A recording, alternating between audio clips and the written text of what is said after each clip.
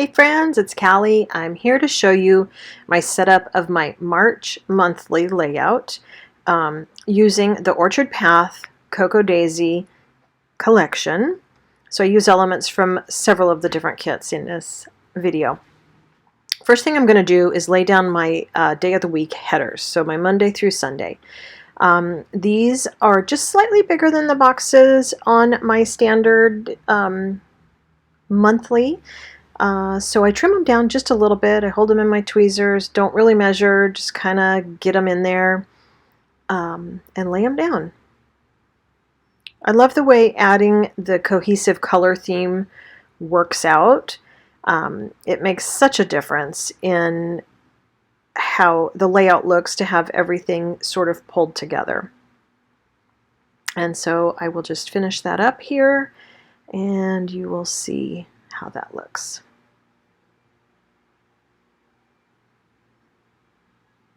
Okay, so that's done.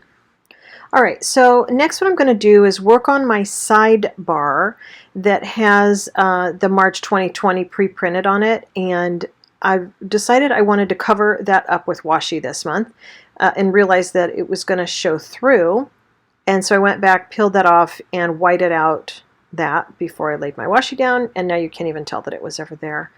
So just cutting off the excess on the top and bottom, well, or the bottom to start with. And I kind of tried to line up the pattern here. The washis do repeat, and so you can probably match them up. I kind of gave up and just laid it down. So there we go. Now I'm going to use the letter stickers from the Pocket Memory Keeping Kit. And I initially was going to lay down the M first, but then realized I actually needed to start with the H of March so that I made sure I left enough space for it to fit appropriately. So when I do the letters that have those little cutouts like the R, I always peel out that little inner piece first so that when I pull off the letter, only the letter comes in, not those little extra tidbits. So there goes my M. Got that all laid down. I'm not entirely happy with how that looks, but I'm going to think about that for a minute and see what I think. So now I'm going to put my date circles on here. These I have used to cover up the dates on my monthly layout for months and months and months. They are a standard kit item, and I believe they're either in the planner kit or the planner add-on kit. So anyway, I'm going to fast forward to the end here so you can just see the finished result. You don't need to watch me lay down 31 stickers. Okay, so there we go. So now I want to use some of the pattern paper. I've decided while I was laying down the date dots that I really don't like the way March looks laying on that floral washi. So I'm going to grab some of my pattern paper and cut it to the size so that those letters will fit right on it. And I'm going to go ahead and do that. And then I'm going to stick those letters on that piece of pattern paper. I realized I was off screen for this, but I hope you can see it and enjoy it. So I'm going to lay my letters down, and they peeled up off that washi incredibly easily. They just weren't sticking very well to that washi, so this was actually kind of a good thing. And now the letters pop, and I can see them, and they're going to stick. So now I'm going to use my glue stick to put that down in that spot. And I'm much happier with this because I can see the letters. So there you go. Sticking that down. Okay, so now I want to use some of those sort of the holidays or special days of the month. And on that bottom lower corner, and my camera wouldn't focus, it tells you what date those holidays are. So I'm going to start with the, I think it says spring forward. So daylight savings time is on that Sunday. Then we have the first day of spring, and I already have something written in that box. So I kind of lay it at an angle, and then I grabbed my craft knife and carefully cut off the part that was hanging out of the box. And so that was much better. Then I want to do St. Patrick's Day, and I was going to lay it diagonally, horizontally, vertically. ended up going horizontally and just letting it hang over the other two dates, and that looks great to me. So there we go. Okay, so next up comes the bottom washi. So I'm going to use the green washi, green floral. So I pull it out and I'm looking at it to see if it has any kind of direction to it, and it really didn't in this horizontal layout. It didn't matter. So I'm going to lay it down along the bottom here. Trim it back to the edges of the monthly box. Then I'm going to pull the word washi, and what I did here is I lined it up so that whole words would be centered above the floral washi, so I'd be just barely cutting off like part of a letter on the left and right side. So there we go. It has a nice long repeat of the words in there, so I thought that was really cute. Okay, got that done. So now I wanted to use the floral washi on the top as well.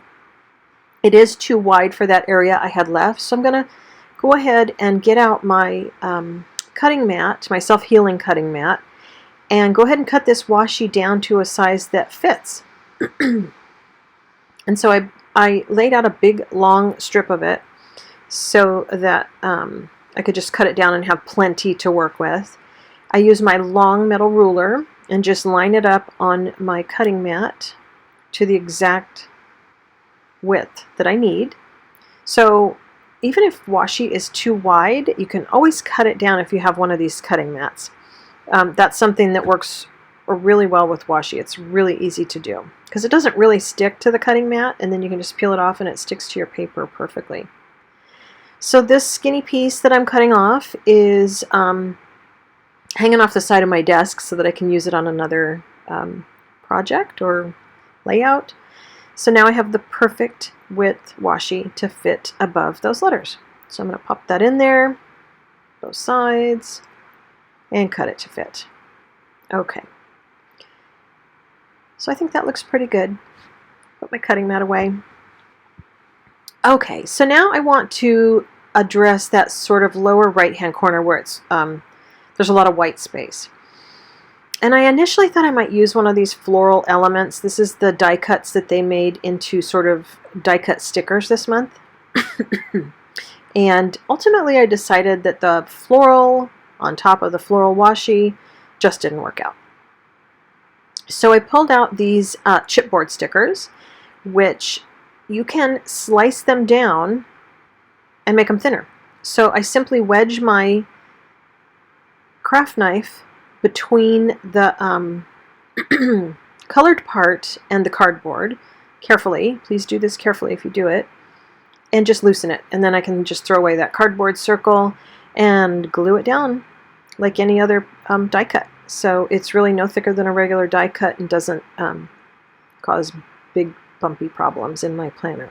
So there you go. I still have some white space left here that I want to fill in, and I decided to use sort of that salmon color washi strip that's included. This is the sticker kit. I think it's called the classic stickers. So I just measured the size I need, made a little dot with my pen so I could cut it to the right length, and just went back in with my scissors and cut it right there. And you can see that there's different widths of that washi included there. And I thought that one was pretty good. So now I can stick down my green die cut.